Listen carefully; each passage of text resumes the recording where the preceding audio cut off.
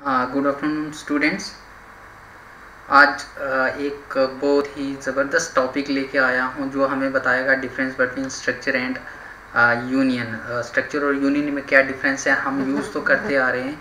इससे पहले मैंने आपको स्ट्रक्चर के बारे में बताया था, स्ट्रक्चर क्या है, स्ट्रक्चर कैसे डिक्लेयर करते हैं, स्ट्रक्चर यूज़ कैसे करते हैं। और ये जो क्वेश्चन है ये वेरी वेरी इंपॉर्टेंट क्वेश्चन है, ये हर बार एग्ज़ाम में आता है। आपको एग्जाम में 2 क्वेश्चन आ सकते हैं इस यूनिट से। या तो आपको पूछा जाएगा difference between structure and union with the help of an example, आप बताएं। और दूसरा आपको ये दिया जा सकता है कि आप एक स्ट्रक्चर या फिर एक यूनियन क्रिएट करें जिसमें आप स्टूडेंट्स की इंफॉर्मेशन स्टोर करवाएंगे। ठीक है, तो आप इस टॉपिक को थोड़ा ध्यान से समझें। अगर आपको कुछ स्ट्रक्चर या यूनियन में कहीं प्रॉब्लम आती है आप मुझे कमेंट कर सकते हैं और इस वीडियो को लास्ट तक देखें। इससे पहले जितनी भी वीडियोस मैंने सी प्रोग्रामिंग की बनाई है उसकी एक प्लेलिस्ट क्रिएट की है। आप उस प्लेलिस्ट में जाके जितने भी टॉपिक हैं 1 बाय 1 उसको देख सकते हैं। ठीक है, तो चलिए हम चलते हैं सीधा नेक्स्ट हमारे टॉपिक पे, जो मेन डिफरेंस है। तो ये जो डिफरेंस है ये पहली चीज़ मैं आपको बता दूं कि ये जो हमारा पेन ले लेता हूँ, ये जो हमारा स्ट्रक्चर है, यूनियन है, ये दोनों यूज़र डिफाइंड डेटा टाइप्स हैं।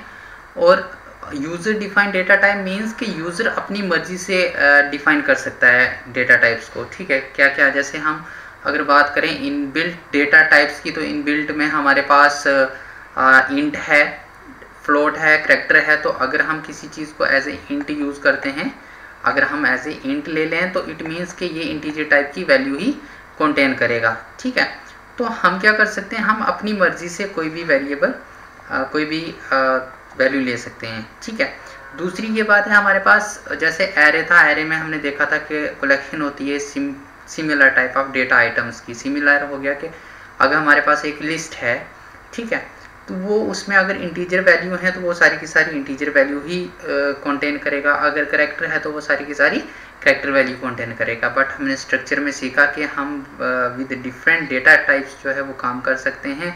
तो डिफरेंट डेटा टाइप्स की ज़रूरत क्यों पड़ती है, जब हमारे पास लाइक स्टूडेंट डिटेल स्टोर करने की ज़रूरत आ जाती है, हमें स्टूडेंट का डेटा एंटर करने की ज़रूरत पड़ती है। तो स्टूडेंट के डेटा में हमारे पास नेम भी आता है, रोल नंबर भी आता है, उसके मार्क्स भी आते हैं।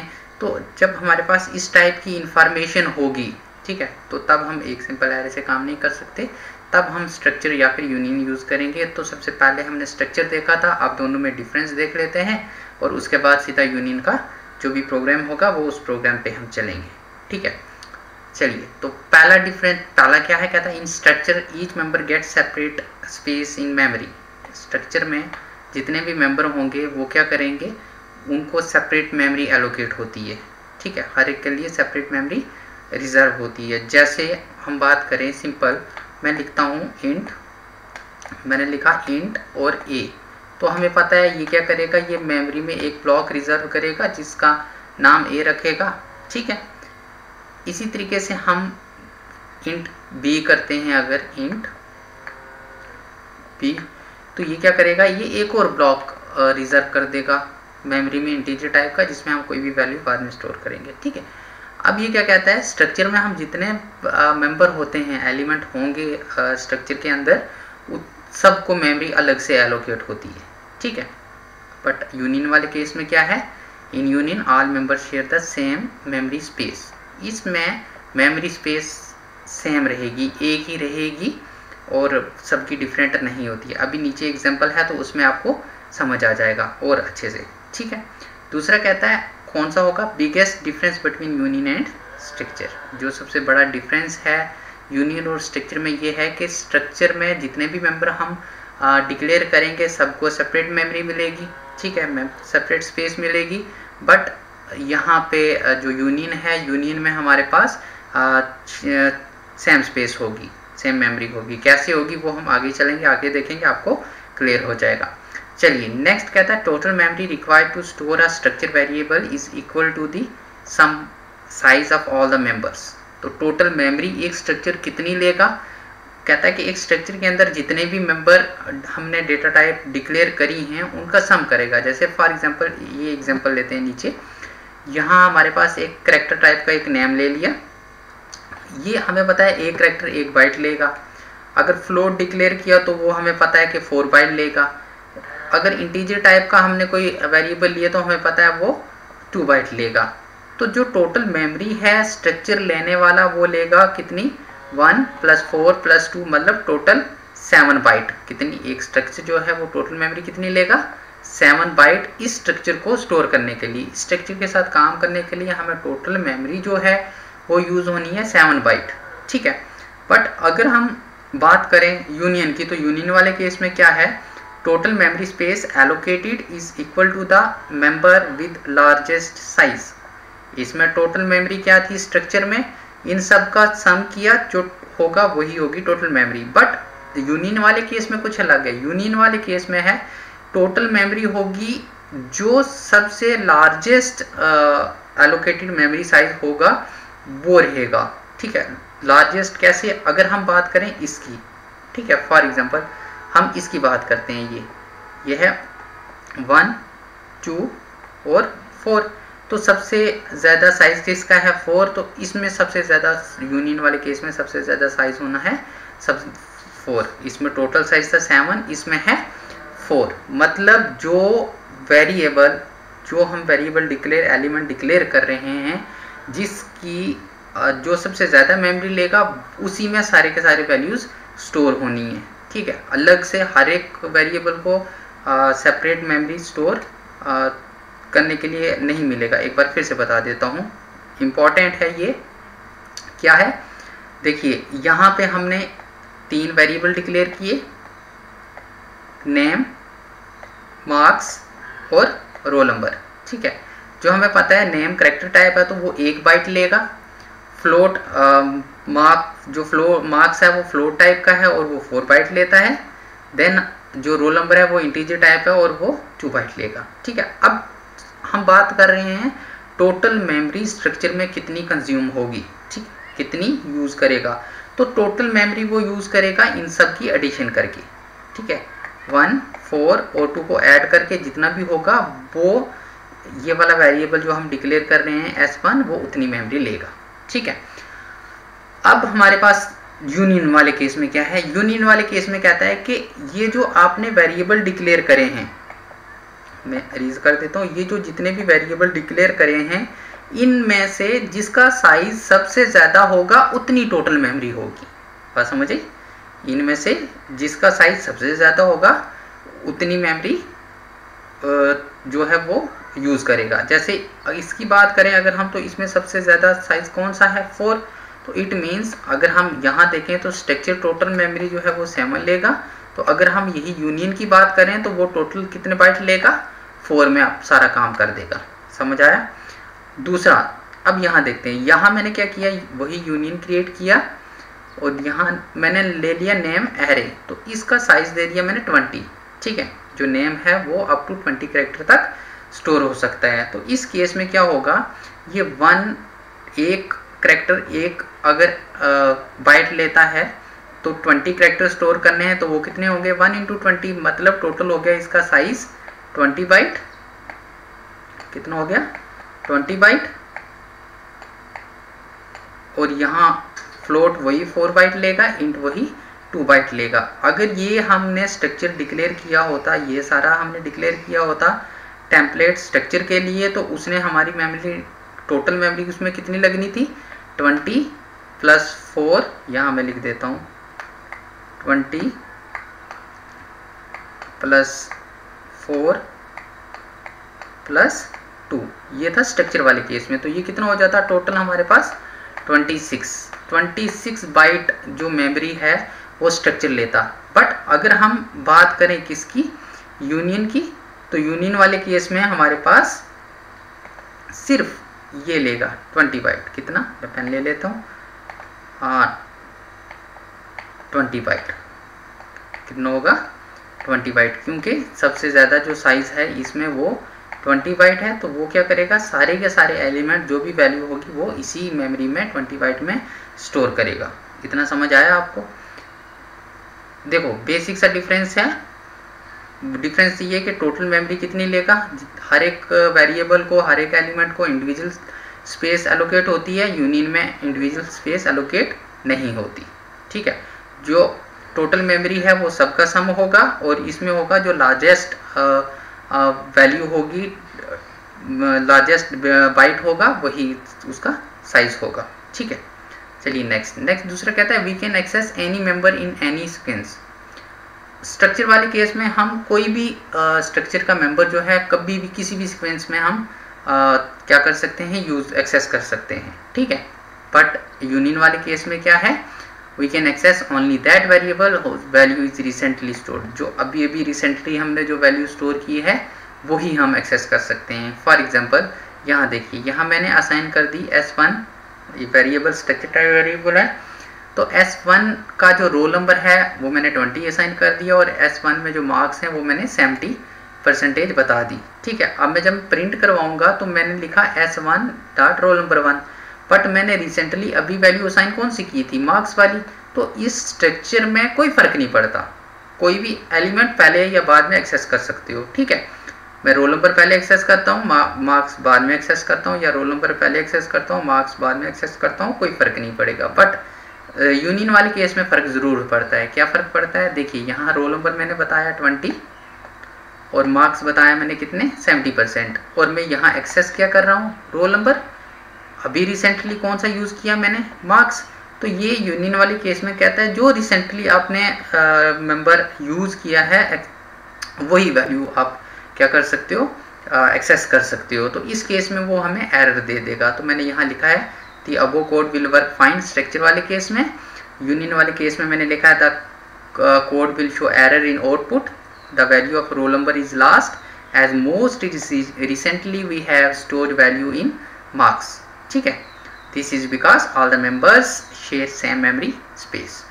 इस केस में क्या था, अभी अभी हमने एक्सेस कौन सा किया था, मार्क्स को, रिसेंटली किसको एलोकेट किए, मार्क्स को। तो हम एक्सेस कर रहे हैं रोल नंबर, तो वो नहीं होगा क्योंकि जो रिसेंटली वेरिएबल हमने एक्सेस किया है वो होता है कहाँ पे, मेमोरी में, और उसको रीड कर सकते हैं। ठीक है, इतना समझ आया। चलिए नेक्स्ट कहता है structure. Each member with in a structure is assigned unique storage area for location. जैसा कि हमने पहले देखा कि हर एक मेंबर को एक यूनिक स्टोरेज लोकेशन दी जाती है। ठीक है, समझ आया। जैसे फॉर एग्जांपल हम यहाँ देख लेते हैं, ये एक मेमोरी का ब्लॉक है और ये मैं यहाँ एक टेबल टाइप बना लेता हूँ।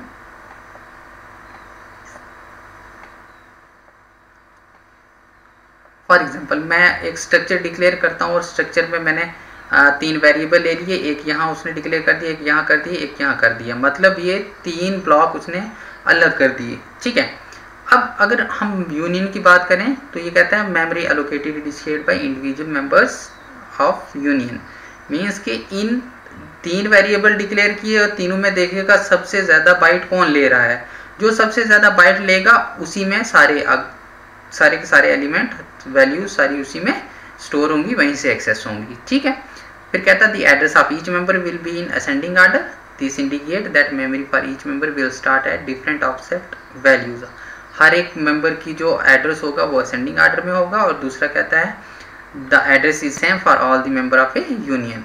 स्ट्रक्चर वाले केस में हर एक मेंबर का एड्रेस अलग होगा, यूनियन वाले केस में हर एक मेंबर का एड्रेस सेम रहेगा। ठीक है, then structure is a user defined data type that is used to hold different types of element. It occupies the memory of all members size. structure क्या है, structure एक user defined data type है और ये इसमें जितने भी हमारे पास डेटा टाइप्स हैं वो डिफरेंट एलिमेंट्स को होल्ड करेंगे और डिफरेंट मेमोरी जो है वो ऑक्यूपाई करेंगे मेमोरी ब्लॉक में। ठीक है, और यूनियन है, यूनियन भी एक हमारे पास क्या है, यूजर डिफाइंड डेटा टाइप है, बट ये हर एक एलिमेंट के लिए अलग से मेमोरी ऑक्यूपाई नहीं करेगा, बल्कि जो लार्जेस्ट एलिमेंट होगा जिसका साइज सबसे ज़्यादा होगा वही शेयर्ड होगा सबके साथ। ठीक है, चलिए नेक्स्ट यहाँ अब हम देखेंगे सिंटैक्स जो है यूनियन का, वो उसे कैसे यूज़ करते हैं। तो सिंटैक्स है हमारे पास, पहले सिंटैक्स टू डिफाइन यूनियन हम सिंपल लिखते हैं यूनियन, ये यहाँ पे आ गया। टाइप यूनियन, और उसके बाद यहाँ मैं लिख देता हूँ यूनियन नेम, यूनियन नेम। उसके बाद ब्रैकेट स्टार्ट की और data type member 1, data type member 2, data type member 3, और इस तरीके से जितने भी हमारे पास मेंबर होंगे वो सारे के सारे हम यहाँ पे डिक्लेयर करेंगे। ठीक है, चलिए नेक्स्ट अब हम एक छोटी सी एग्जांपल इसकी देखते हैं। तो हमने एक यूनियन स्टूडेंट लिख दिया, ये कीवर्ड है यूनियन यूज करने के लिए। ठीक है, ब्रैकेट स्टार्ट करेंगे, एक डेटा टाइप डिक्लेयर कर दी, डेटा मेंबर डिक्लेयर कर दिया इंटीजर टाइप का। देन हमने एक और डेटा टाइप डिक्लेयर कर दिया कैर टाइप का, और जिसमें हम नेम स्टोर करवा रहे हैं। देन एक और डेटा टाइप डिक्लेयर कर दिया जिसमें हम मार्क्स प्रिंट करवा रहे हैं। ठीक है, तो ये था सिंपल एक यूनियन का स्ट्रक्चर। अगर आप कंपेयर करेंगे इसको स्ट्रक्चर के साथ, तो स्ट्रक्चर और यूनियन में कोई डिफरेंस वैसे दिखने में नहीं है, कोई जो हमें दिखेगा वैसा नहीं है। आपने बचपन में एक ऐसे पढ़ा होगा, है ना, अगर हम टीचर कहते थे कि आपको बस स्टैंड पे एक ऐसे लिखना है, तो एग्ज़ाम में आपको रेलवे स्टेशन पे आ गया तो आपने कुछ नहीं करना, बस स्टैंड की जगह जहाँ जहाँ बस स्टैंड है वहाँ वहाँ रेलवे स्टेशन कर दो। तो ये सेम अगर हम प्रोग्राम की बात करें तो सेम कंसेप्ट यहाँ अप्लाई कर सकते हैं। जहाँ जहाँ स्ट्रक्चर है आप वहाँ वहाँ यूनियन अप्लाई कर दें। ठीक है, स्ट्रक्चर को रिप्लेस कर दें यूनियन से, तो आपका प्रोग्राम यूनियन वाला बन जाएगा। ठीक है, तो ऐसा नहीं है कि जैसे हमने देखा था कि माय बेस्ट फ्रेंड हमने याद किया हुआ था, एग्ज़ाम में आ गया माय फादर, तो हमने सिर्फ बेस्ट फ्रेंड की जगह फादर कर दिया तो सारा काम खराब हो गया। ऐसे चलिए चलते हैं सीधा यूनियन पे। ये एक एग्जांपल थी। आपने क्या करना है, आपने अगर आपको स्ट्रक्चर अच्छे से आता है तो आप बेसिक कंसेप्ट जो डिफरेंस है वो मैंने बता दिया, बाकी आप program as it is structure को रिप्लेस कर सकते हैं यूनियन के साथ। ठीक है, तो चलिए एक इसका प्रोग्राम भी देख लेते हैं। तो यहाँ मैंने लिख दिया here the largest memory space will be size 20 byte 1 into 20 that is char name 20। और इस वाले केस में, यूनियन वाले केस में, जो हमारा मेमोरी का साइज होगा वो कितना रहेगा, 20 बाइट। ठीक है, चलिए ये एक प्रोग्राम है। मैंने क्या किया यहाँ पे बता देता हूँ। यहाँ पे मैंने एक प्रोग्राम बनाया, एक स्ट्रक्चर, एक यूनियन बनाया। यूनियन में मैंने क्या किया, यूनियन भी एक टेम्पलेट है जो हम डिफाइन करते हैं। तो मुझे दो ही चीज़ें चाहिए, एक तो स्टूडेंट की आईडी चाहिए और दूसरा स्टूडेंट का नेम चाहिए। ठीक है, और यहाँ S1 जैसे आपको स्ट्रक्चर में पता है कि हम क्या करते हैं, S1 करके जो भी यहाँ इसके बाद नाम लिखते हैं वो उस टाइप का एक वेरिएबल होता है। तो यहाँ मैंने S1 जो मेरा है वो यूनियन टाइप का एक वेरिएबल है। ठीक है, अब उसके बाद मेन फंक्शन स्टार्ट कर दिया। मेन फंक्शन स्टार्ट करने के बाद मैंने प्रिंट करवाया मैसेज एंटर आईडी प्रिंट होगी, मैंने एंटर करनी है। उसको रीड करवा दिया स्कैन ऐप से।